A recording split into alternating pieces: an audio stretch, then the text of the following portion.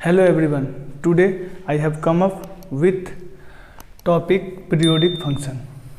Okay देखें, हमने पिछला लेक्चर जो किया था उसमें मल्टीपल एंगल के लिए कैसे काम करेंगे, मतलब एक ही एंगल किसी एक वैल्यू के लिए, एक लाइन के लिए जो कि प्लेन में लाई कर रहा है, एक से ज़्यादा होगा, उसे कैसे कैसे रिप्रेजेंट कर पाएंगे, इसे भी हम लोगों ने पढ़ा था।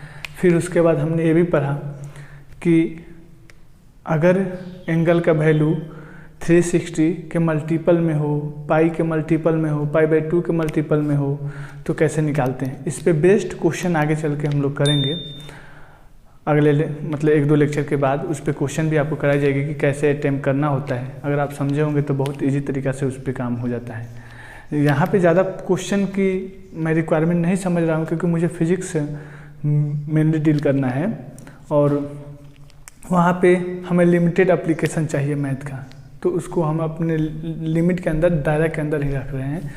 ज़्यादा उस पर हम मैथमेटिक्स के अंदर नहीं जा रहे हैं कि मतलब कैसे क्वेश्चन कितने टाइप के आ सकते हैं।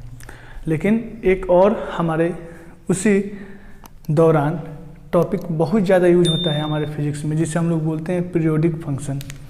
देखें ये होता कैसे है। अगर पिछला लेक्चर आपने देखा होगा मेरा, तो आज का लेक्चर बहुत इजी लगेगा और बहुत इजीली आप समझ जाओगे, ठीक है ना। देखें डिफिनीशन इसको हम समझेंगे, लेकिन पहले हम कंसेप्ट की बातें करते हैं। देखें पिछले लेक्चर में हम लोगों ने पढ़ा था, क्या पढ़ा था कि ये मेरा लाइन जो है, यहाँ पे एंगल जो रिप्रेजेंट करेंगे या तो 0 डिग्री होगा या 2 पाई मतलब 360 डिग्री होगा। आपको अगर याद हो तो यहाँ पे पाई/2 होगा, या हम लोग बोलते थे क्या 90 डिग्री। इस पोजीशन पे एंगल का वैल्यू 3 पाई/2 या 270 डिग्री। यहाँ पे एंगल का वैल्यू पाई, या इसी को क्या बोलते हैं 180 डिग्री, ठीक है। देखें किसी भी फंक्शन को पीरियोडिक तब बोलते हैं, कंडीशन है उसके लिए। क्या? क्योंकि मान लेते हैं हम एक मेरा फंक्शन f है और ये क्या होगा, उसका इनपुट f(x), आप x रखो, थीटा रखो, जो भी मन करे, इसमें आप फ्री हो, इसके लिए कोई कंडीशन नहीं है। हम इसे थीटा से भी रिप्लेस कर सकते हैं। चलिए उसी फॉर्म में आपको समझाते हैं। थीटा है तो अगर आप यहाँ पे कोई ऐसा रियल नंबर रखें, कैसा, कांस्टेंट होना चाहिए और साथ ही साथ पॉजिटिव होना चाहिए, 2 कंडीशन। तो मैंने पीरियोडिक जो है उसका p लेटर ले रहा हूँ कि मान लिया मैंने कोई रियल नंबर जो कि पॉजिटिव है, उसे डिनोट करें p से। तो अगर इस p को पुट करने के बाद फिर यही फंक्शन f(θ) मिल जाता है, तो बोलेंगे कि p जो है ये क्या है, पीरियड है। किसका? पीरियड ऑफ f(θ) का। जो मेरा फंक्शन f(θ) था, y = f(θ) के विषय में हम बात कर रहे हैं। तो y = f(θ) का पीरियड क्या हो गया, p। तो पीरियड ऑफ f(θ) क्या बोलेंगे हम, p। ऑलरेडी यहाँ पे हमने लिख रखा है, तो यहाँ से बोल सकते हैं पीरियड ऑफ f(θ) = क्या होगा, p। कंडीशन क्या है, नोट के फॉर्म में याद रखते हैं कि p शुड बी, क्या होगा, p शुड बी मतलब p होना चाहिए, क्या होना चाहिए, constant real number. Constant real number होना चाहिए, ये कंडीशन है पहला। सेकंड क्या होगा, द वैल्यू ऑफ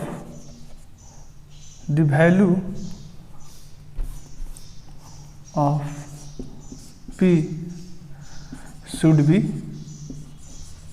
क्या होना चाहिए, लीस्ट पॉजिटिव वैल्यू। जो p का वैल्यू होना चाहिए वो क्या होना चाहिए, लीस्ट पॉजिटिव वैल्यू।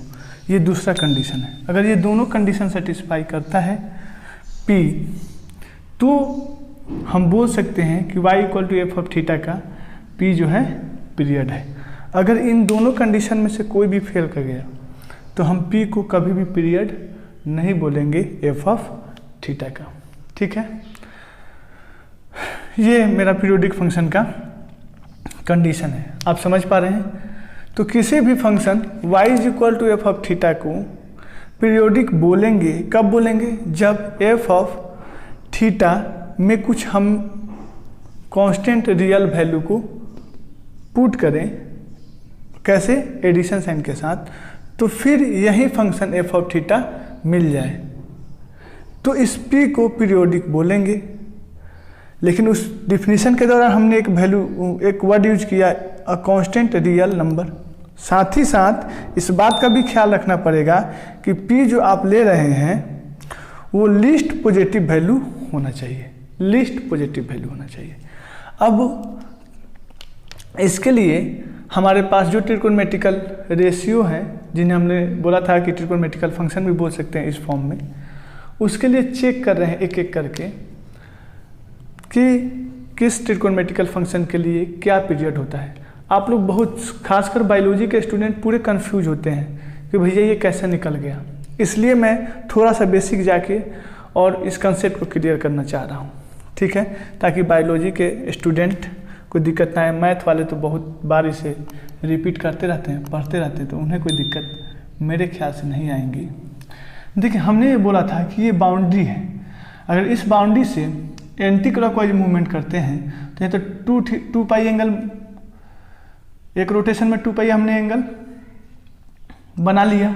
अब अगर इसके बाद अगेन मूवमेंट होता है तो यहाँ पे हम लोग 2 पाई प्लस थीटा से डिनोट करेंगे। अगर इधर होता है तो 2 पाई माइनस थीटा से डिनोट करेंगे। रीजन क्लॉकवाइज मोशन है, रोटेशन है, तो क्लॉकवाइज रोटेशन की वजह से एंगल किस में लेंगे? नेगेटिव में। अच्छा, डिफिनीशन में क्या कहता है? थीटा प्लस पी, और पी जो होना चाहिए शुड बी पॉजिटिव, और साथ ही साथ लीस्ट होना चाहिए, पॉजिटिव होना चाहिए। तो आप देखिए, जैसे हमने इधर आए तो अगर इस फॉर्म में लिखने की कोशिश करें तो क्या मैं माइनस कॉमन ले लूँ तो थीटा माइनस 2 पाई लिख सकते हैं। वो तो फंक्शन में पुट करने के बाद ये माइनस हो जाएगा, माइनस, जैसे साइन और एंगल की जगह पे इसे रखा तो माइनस बाहर आ जाएगा, वो देख लेंगे। तो जैसे आप ये रखोगे तो ये देख रहे हैं कि ये तो मेरा इंडिपेंडेंट जो भी वेरिएबल है थीटा के फॉर्म में आ गया, लेकिन उसके साथ जो नंबर आ रहा है निगेटिव के साथ आ रहा है, तो कभी भी हम तो ऐसे नंबर को लेंगे ही नहीं, ऐसे कांस्टेंट रियल नंबर को लेंगे ही नहीं। क्यों? क्योंकि ये निगेटिव है। हमें कैसा चाहिए? लीस्ट हो और साथ ही साथ पॉजिटिव हो। तो मतलब इस क्वाड्रेंट में कोई भी ट्रिकोनोमेट्रिकल रेशियो का वैल्यू पॉजिटिव नहीं आने वाला है। अगर ट्रिकोनोमेट्रिकल रेशियो का वैल्यू पॉजिटिव आया तो आप समझिए कि 2 पाई वाला जो फैक्टर है इसके वजह से वो कैंसिल हो जाएगा। समझ पा रहे हैं आप? जैसे आप यहाँ पे पूछ सकते हैं कॉस सेक तो पॉजिटिव होता है, लेकिन भाई जब कॉस सेक में यहाँ पुट करोगे, जैसे मैंने यहाँ पे पुट किया सेक माइनस थीटा माइनस 2 पाई, यहीं करोगे आप तो बोलोगे सर ये सेक थीटा माइनस 2 पाई हो गया।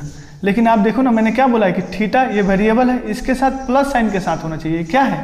माइनस साइन के साथ। तो बाकी 4 तो ट्रिकोनोमेट्रिकल रेशियो होगा नहीं, और बाकी 2 पे जो डाउट था आपको, इस माइनस को कैंसिल, सेक और कॉस जो होता है माइनस रहने के बावजूद भी पॉजिटिव हो जाता है।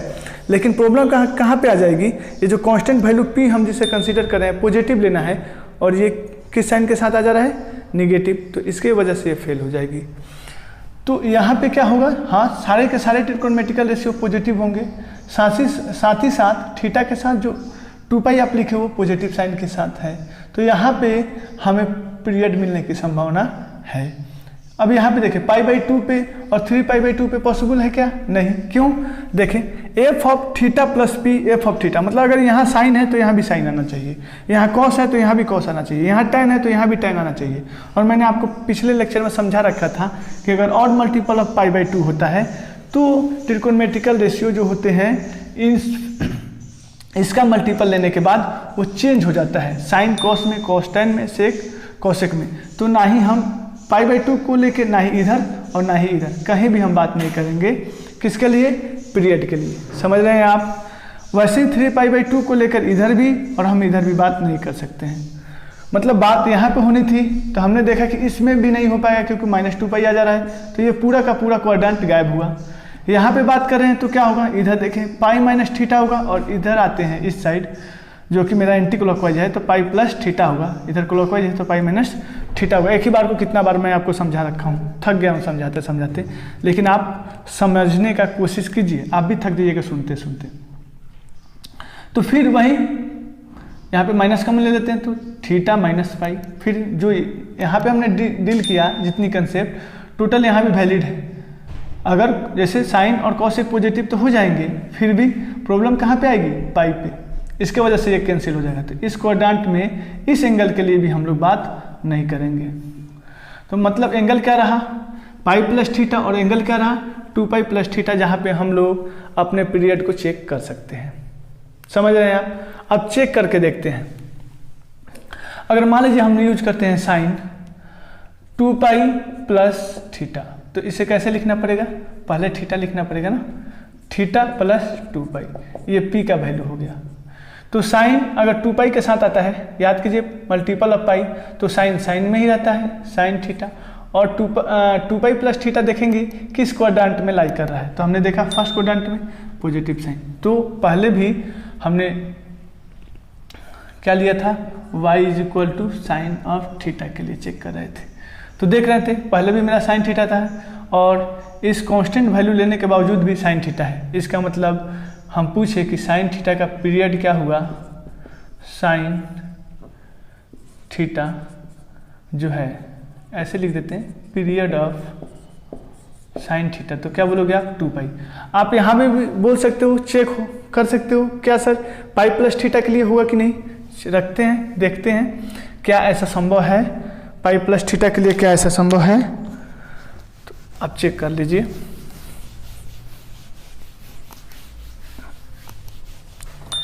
देखिए हम रखते हैं साइन π+θ, तो क्या हो जाएगा, पाई का मल्टीपल है तो साइन में ही रहेगा ना, और जो भी यहाँ एंगल होता है उसे पुट कर लेते हैं।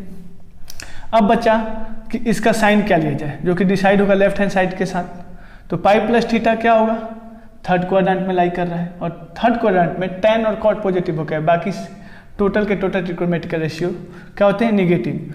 तो tan cot तो है नहीं, तो ये भी निगेटिव। तो मेरा फंक्शन क्या था, y = साइन थीटा। तो भैया इस जो भी यहाँ पे हम ये p जो ले रहे हैं, इसको रखने के बाद मेरा फंक्शन साइन थीटा के ही फॉर्म में आना चाहिए, ना कि माइनस साइन थीटा। समझ रहे हैं ना, definition f of theta plus p = f of theta था, ना कि माइनस f ऑफ थीटा था। समझ रहे हैं ना आप, इसलिए ये रिजेक्ट हो जाएगा। मतलब यहाँ पे पॉसिबल क्या है आप सोचिए, जो कि पॉजिटिव हो सकता है। तो यहाँ पे पॉसिबल दो ही हैं, वो क्या हो सकता है, tan और क्या हो सकता है, cot। यहाँ पे पॉसिबल कौन कौन से हैं, यहाँ पे पॉसिबल आपके साइन भी है, कॉस भी है, सेक भी है और कॉसेक भी है। यहाँ पे पॉजिटिव कॉट भी है और tan भी है, लेकिन ये दोनों नहीं होंगे। क्यों नहीं होंगे, रीजन ये है, देखें कि हमें याद कीजिए लिस्ट पॉजिटिव वैल्यू लेना था।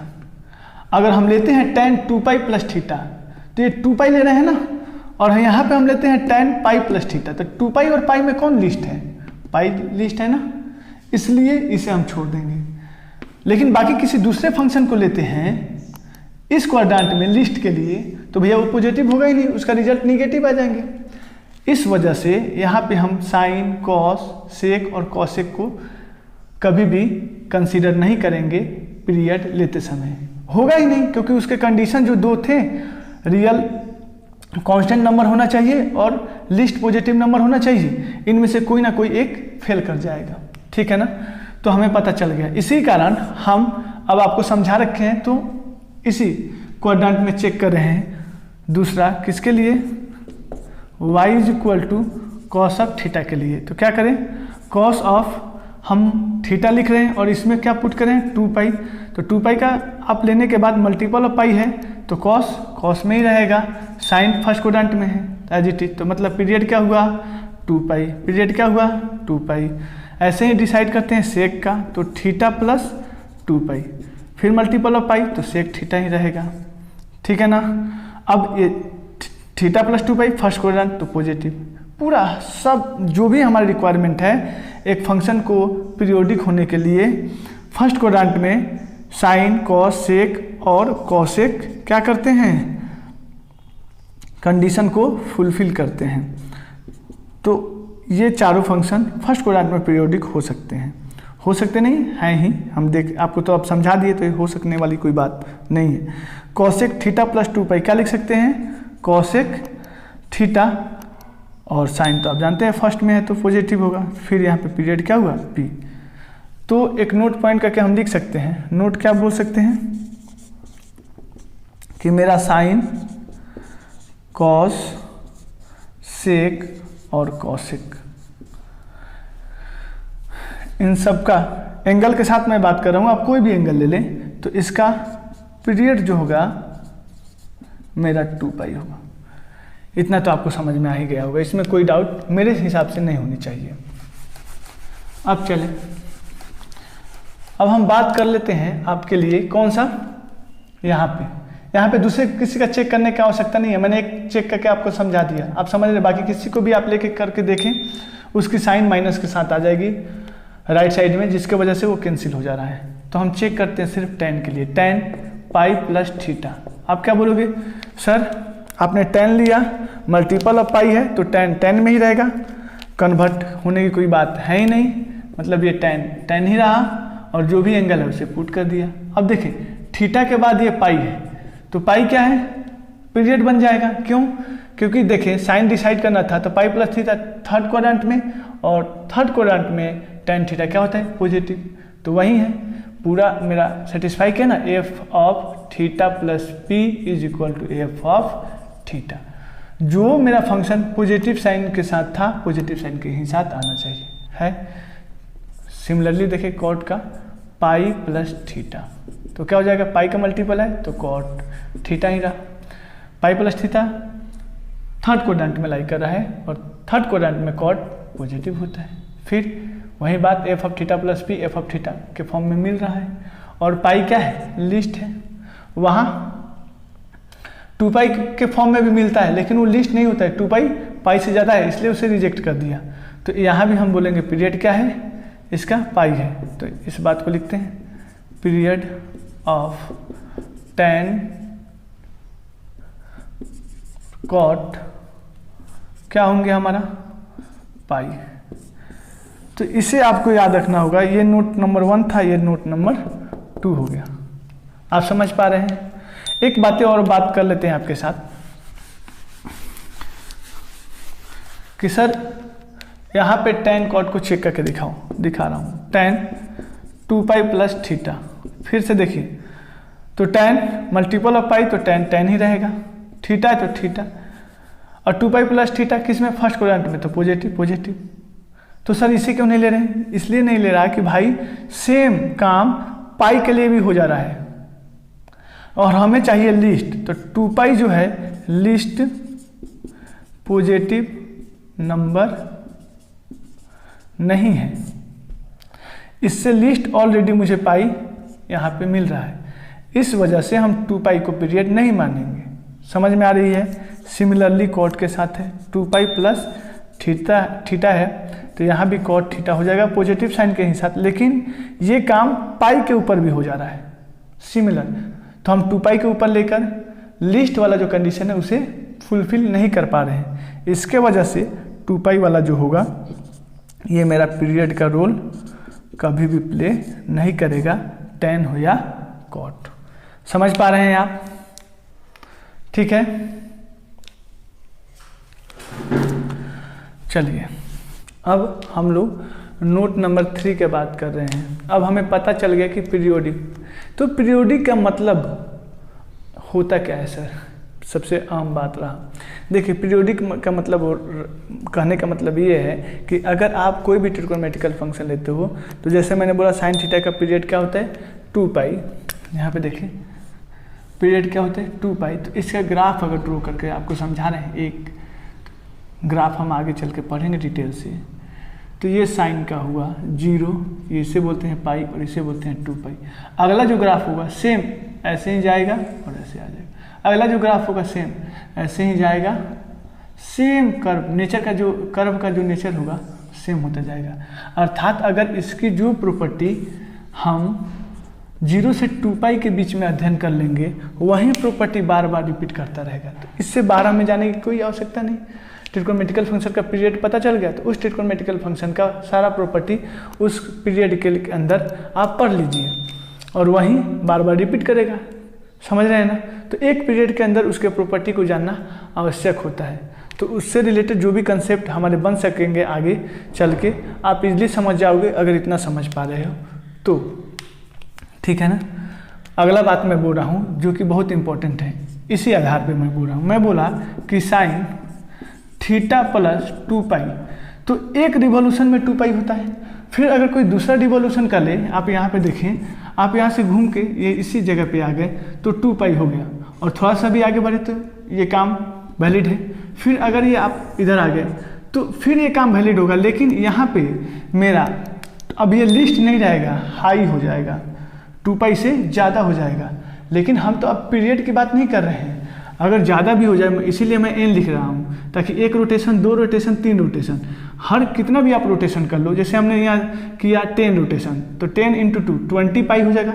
फिर भी मल्टीपल ऑफ पाई है तो हमें पता है ना कि अगर मल्टीपल ऑफ पाई होता है कोई भी ट्रिग्नोमेट्रिकल रेशियो तो क्या बोलेंगे, उसका वैल्यू चेंज नहीं करेगा, अर्थात साइन जो है साइन थीटा में ही रह जाएगा। और ऑलरेडी आप जानते हैं 2nπ उसमें कुछ थीटा जोड़ रहे हैं तो आप आ जा रहे हैं फर्स्ट क्वाड्रेंट में, तो हमेशा पॉजिटिव रहेगा। अर्थात जो भी आपने पीरियोडिसिटी पता की है उसे जनरल फॉर्म में लिख सकते हैं। n क्या है, जनरल में लाने के लिए ही तो है कि नंबर ऑफ रोटेशन 1 हो या 1 लाख हो, हम वैल्यू उसका बता सकते हैं। समझ रहे हैं ना आप? इसी तरह से हम ये भी बोल सकते हैं आपको, किसके लिए, कॉस के लिए थीटा प्लस 2π, और क्योंकि इसका पीरियड होता है और पीरियड में n से मल्टीप्लाई कर दो 2nπ, तब भी क्या होगा, कॉस थीटा ही होगा।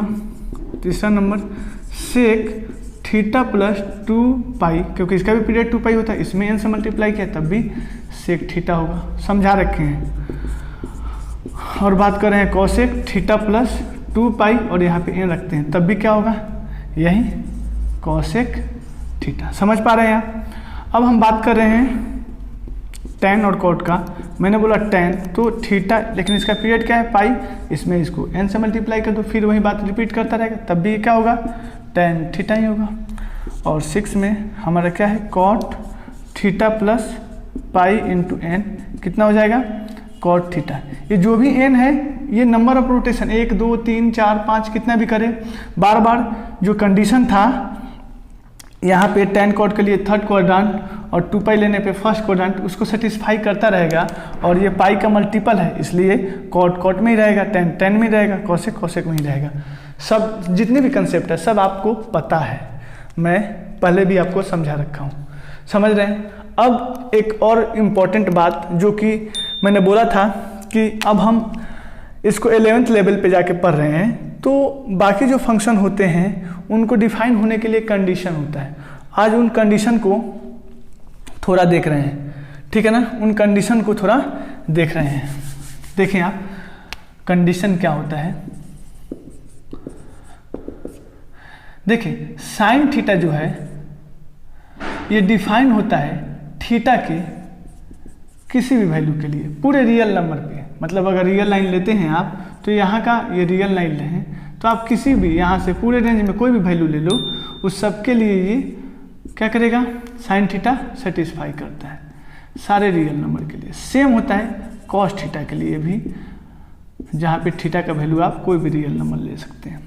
लेकिन कंडीशन आती है साइन कॉस के अलावा बाकी जो 4 ट्रिग्नोमेट्रिकल रेशियो हैं वहाँ पे। एग्जाम्पल के लिए मैं ले रहा हूँ कॉसेक थीटा, तो आप जानते हो कॉसेक थीटा को 1/sin थीटा हम लिख सकते हैं। और आपको पता है 1/sin थीटा, साइन थीटा जहाँ जिस भी वैल्यू के लिए 0 होता होगा वहाँ पे कॉसेक थीटा अनडिफाइंड हो जाएगा। क्यों, जहाँ भी ये 0 होगा तो क्या किस फॉर्म में आ जाएगा, 1/0। और हमने समझा रखा है 1/0 क्या होता है, अनडिफाइंड होता है। क्या होता है जी, अनडिफाइंड होता है। तो साइन थीटा 0 कहाँ पे होता है, याद कीजिए, अगर आपको टेबल याद होगा तो मैंने बोला था साइन 0 पे क्या होता है, 0 होता है। फिर यहाँ पे देखिए, यहाँ भी 0 है, यहाँ पे भी 0 है, यहाँ पे भी 0 है, यहाँ पे भी 0 है, यहाँ पे। तो आप देखोगे क्या कि साइन उन हर प्लेस पे 0 है जहाँ पाई का मल्टीपल है ना। अर्थात हम बोल सकते हैं कि ये एन पाई के लिए क्या होगा, 0 होगा। तो कॉसेक थीटा क्या साइन थीटा के विषय में, तो मैं बोल सकता हूँ कि कॉसेक थीटा जो होगा ये डिफाइन करेगा थीटा के उस जो भी रियल नंबर के रियल लाइन पे जो भी नंबर है उन सबको ले लो, सिर्फ आपको नहीं लेना होगा कौन सा वैल्यू, एन पाई। समझ पा रहे हैं, कॉसेक थीटा का सब वैल्यू ले सकते हैं लेकिन सिर्फ एन पाई को छोड़ के, वहाँ पे ये डिफाइन होगा, इन पॉइंट पे डिफाइन नहीं होगा। रीजन भी आपको पता है। सिमिलरली हम लोग बोल सकते हैं सेक थीटा के लिए क्या बोलेंगे, 1/cos थीटा। अब पता करना होता है कि cos थीटा कहाँ पे 0 होगा, तो याद कीजिए cos 90 0 था, मतलब π/2, समझ रहे हैं। तो ये क्या था π/2, याद कीजिए आप, ऑड मल्टीपल था। तो हम बोल सकते हैं कि cos थीटा एक्चुअली में 2n + 1 × π/2 पे ये 0 होगा। तो जितने भी ऐसे वैल्यू ऑड के मिल सकते हैं उन सारे पे cos थीटा क्या करेगा, 0 होगा। और वहाँ पे मेरा फंक्शन डिफाइंड क्या सेक थीटा नहीं होगा। तो डिफाइन करने का क्या तरीका होगा कि हम जो सेक थीटा है उनमें से वो सारा वैल्यू थीटा का निकाल दें जहाँ पे ये 0 cos थीटा हो सकता है, 2n + 1 × π/2। तो इस मतलब पूरे थीटा में से इस वैल्यू को निकाल दोगे तो ये सेक थीटा क्या हो जाएगी, डिफाइंड। वैसे ही आप tan थीटा के लिए देखते हैं, तो tan थीटा देखें, आप जानते हैं इसे लिख सकते हैं sin θ/cos थीटा, लिख सकते हैं ना। जब sin θ/cos थीटा लिख रहे हैं तो फिर यहाँ पे देखें डिनोमिनेटर में मेरा cos थीटा आ गया और ये 0 कहाँ पे होता है, 2n + 1 × π/2 पे। अर्थात tan थीटा थीटा के सारे वैल्यू के लिए डिफाइन होगा एक्सेप्ट किसको, सिर्फ किन वैल्यू को छोड़ के, 2n + 1 × π/2। सिमिलरली cot थीटा के लिए देखें क्या लिख सकते हैं इसके लिए, cos θ/sin थीटा। तो जहाँ भी sin थीटा 0 होगा वहाँ पे cot थीटा डिफाइन नहीं होगा। 0 कहाँ पे होता है, n पाई। अर्थात थीटा का सारा वैल्यू लो आप सिर्फ n पाई को छोड़ के। समझ में आ रही है। तो ये सारे फंक्शन आपको मैंने ट्रिग्नोमेट्रिकल फंक्शन एक एक करके समझाया, कहाँ पे डिफाइन है कहाँ पे डिफाइन नहीं है और कैसे डिफाइन करना होता है, ठीक है। उसके बाद एक इम्पोर्टेंट और पॉइंट बच जाती है, आप लास्ट देख लें, जिसे बोलते हैं constant function. A constant function is periodic having no period. कोई पूछता है कांस्टेंट फंक्शन क्या है, तो आप बोलोगे कि पीरियोडिक है लेकिन उसका कोई पीरियड नहीं होता है। आप बोलोगे सर ऐसा क्यों, तो आप देखें, मैंने y = 3 एक फंक्शन लिया। इसका मतलब क्या है, आप 10th स्टैंडर्ड में पढ़ रखे होंगे, y एक्सिस पे 3 यूनिट मूव करो और यहाँ पे लाइन ड्रॉ कर दो, ये y = 3 को डिनोट कर रहा है। अगर नहीं जानते हैं तो फिर इसमें मैं कुछ नहीं कर सकता, ओके। तो अगर आप यहाँ पे 1 डिस्टेंस मेंटेन करते हुए अगर पॉइंट कंसीडर करें 1 2 3 4, तो देख रहे हैं कि 1 के लिए भी मेरा y = 3 है, 2 के लिए भी, मतलब आपको मिलते जा रहा है। लेकिन मैं बोलूँ कि नहीं 1 से कुछ छोटा लो तो भी वैलिड है और छोटा लो तो भी कुछ वैलिड है। मतलब अगर मैं कोई भी नंबर लेता हूँ 1 2, तो इसके बीच में कितने नंबर है, इनफाइनाइट नंबर है। तो हर इनफाइनाइट नंबर पे हर छोटे छोटे वैल्यू के इंटरवल, कोई भी छोटा नंबर ले लो उसका इंटरवल बना लो, तो उन सारे इंटरवल के लिए y = 3 हमारा पीरियोडिसिटी शो करने लगेगा। तो ऐसा थोड़ी बोलते हैं हमें लिस्ट चाहिए, तो हमें खुद ही नहीं, ये तो 2 नंबर के बीच में कहीं भी ले रहे हैं तो कौन सा लिस्ट होगा खुद ही पता नहीं, तो हम पीरियड क्या बताएं, समझ पा रहे हैं। इसलिए हम डायरेक्ट बोलते हैं कि कांस्टेंट फंक्शन पीरियोडिक होता है लेकिन उसका पीरियड हम लोग बता नहीं सकते हैं, इसलिए लिखते हैं नो पीरियड। अरे समझ में आ गई होगी आपको बात। ये बहुत इंपॉर्टेंट टॉपिक थी हमारे बेसिक फिजिक्स में, ताकि आगे आने वाले फिजिक्स को समझ पाएँ। तो मैं समझता हूँ कि आप लोगों को बहुत इजी वे में समझ में आया होगा। मैंने अपना पूरा प्रयास किया, आप भी अपने तरफ से प्रयास कीजिए। तब तक के लिए बाय।